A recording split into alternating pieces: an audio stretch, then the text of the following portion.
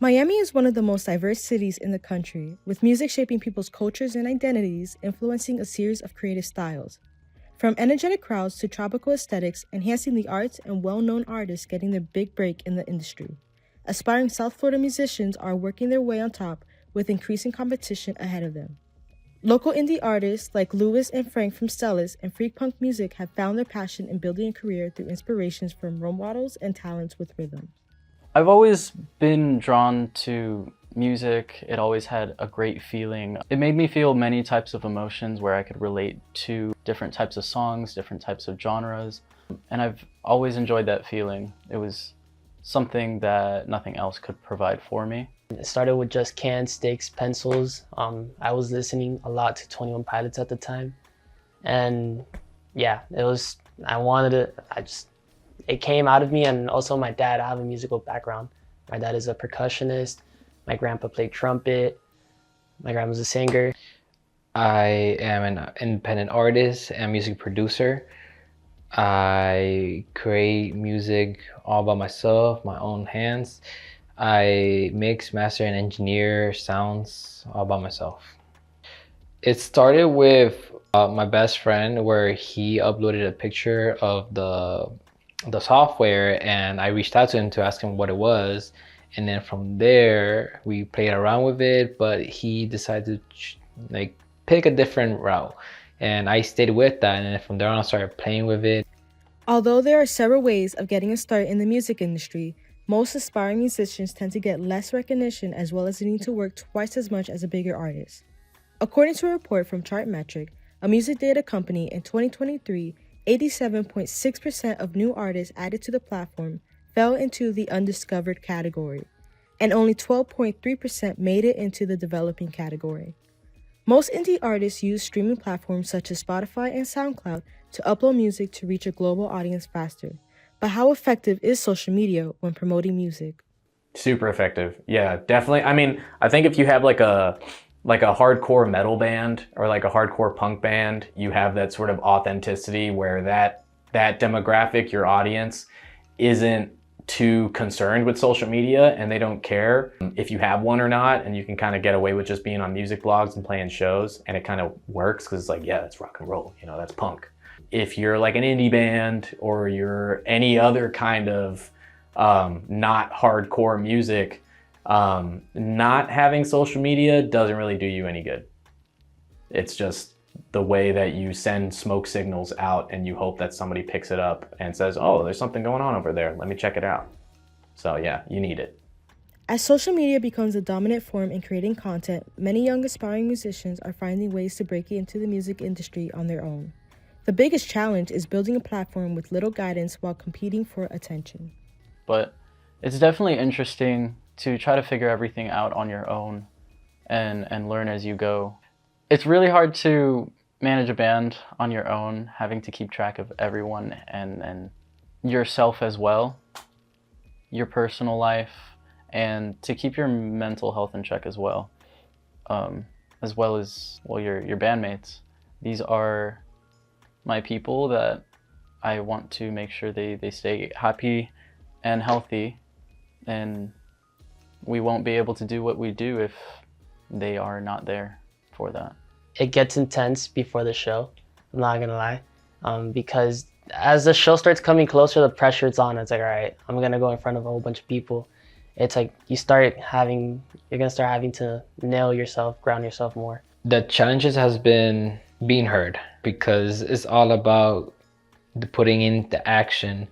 Because if you expect to just sit back and relax after making something, you're not gonna get nowhere. It's all about you have to push yourself to be spread around, and you have to really just have patience. I've been rejected by a couple studios where I'll be like, hey, what do you think of this, or what you think I can be part of this, and they'll be rejecting me. And then after that, that's where it would click to myself that I will have to become an independent artist, because if they won't be able to help me, I have to rely on myself. It will be hurtful to hear negative opinion in the beginning, because I would take it personally, to like, oh, so you think my music is bad, bad. But now, eventually in time, it comes to realization where that could be a useful thing for you. Knowing who your audience is and what they want is key during the music process, a problem many rising artists face when trying to attract listeners. It's your first project, just drop it, because you're not going to learn from your mistakes until you make them. And you already are making them. So just do it so that you can learn from it. And then I think just being consistent, you know, don't like go into a cave then and like come out with another album 4 years later. Like that's super cool, but it's not going to grow you. Listeners are usually looking for a connection between music and their own emotions, so young aspiring artists go into a journey of experimentation. DDX, a local DJ, is open to any opportunity to transform music. There's one thing that, you know, veteran DJs, I want to say professional DJs, I've been in the scene for a while. There's one thing that these guys will always tell you is like, know which song to play. And oftentimes I'm like, okay, this song goes well with that one, and so on and so forth.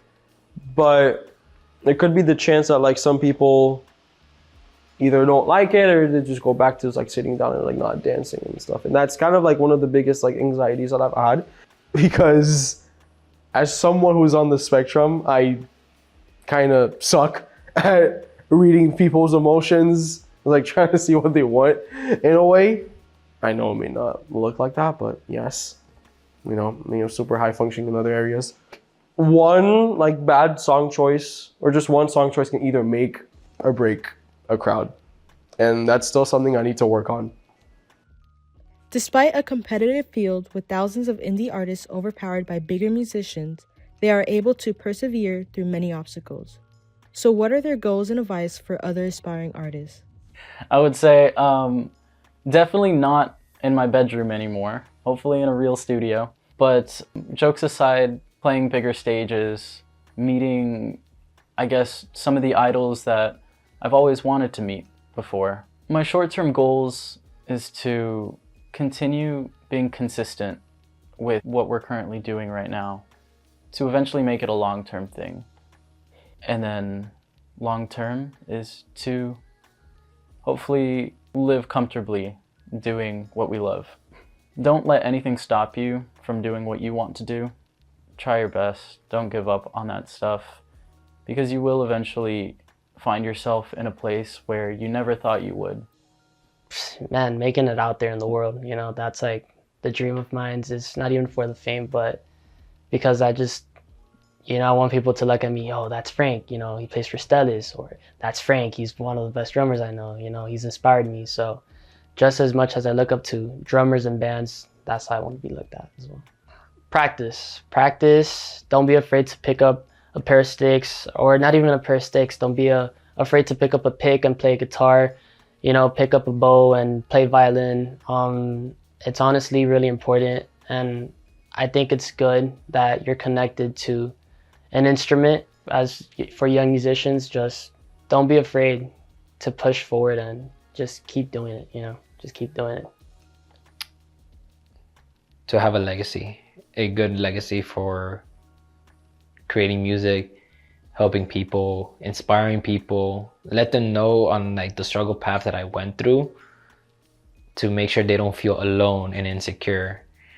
And of course, the benefits of being famous with the money, not only to help myself, but for those people, especially my family, and for those who were in need or was there for me. Make sure you're doing something you love. Make sure you have patience. Make sure that this helps you more than it helps others, because if there's no you, then there's no others. Have all the memories we left behind. Thanks.